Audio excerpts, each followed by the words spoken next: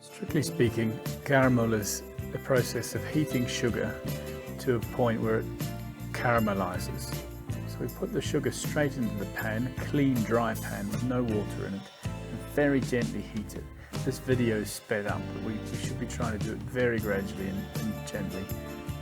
Anywhere between 130 and 170 degrees, starting with a light caramel and going through to a dark caramel at 170.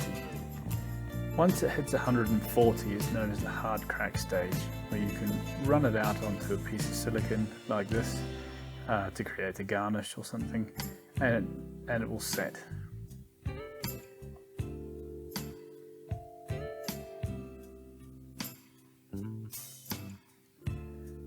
Caramel sauce, on the other hand, or a toffee sauce, is caramel. Starts off the same way with producing the caramel to 140 or 150. The further you take it, the more bitter it's going to be, or stronger it's going to be.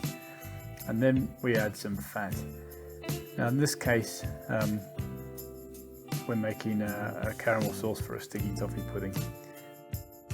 We warm the sugar very gently. Remember, this will take quite a while until all of the grains have dissolved and we've got a nice runny caramel. And at that point, we'll very, very gradually add in the cream. The more gradually you can add the cream, the less likely you'll have lumps through it. But if you do get the odd lump, it doesn't matter. We can simmer it on and keep mixing it, keep whisking it until all of the lumps are gone.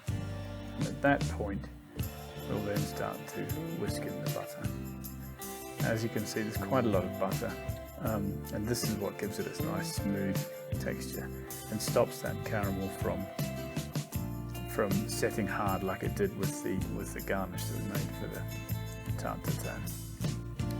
It's quite important just to put a few blocks in at a time and wait till they're mostly dissolved before you add some more.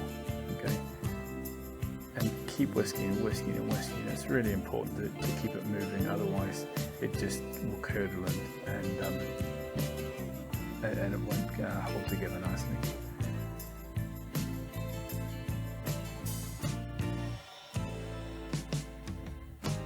And once all the butter is incorporated, you can stop whisking and leave it in the pan. It will set in the fridge, but it won't set quite like hard caramel or hard crack caramel.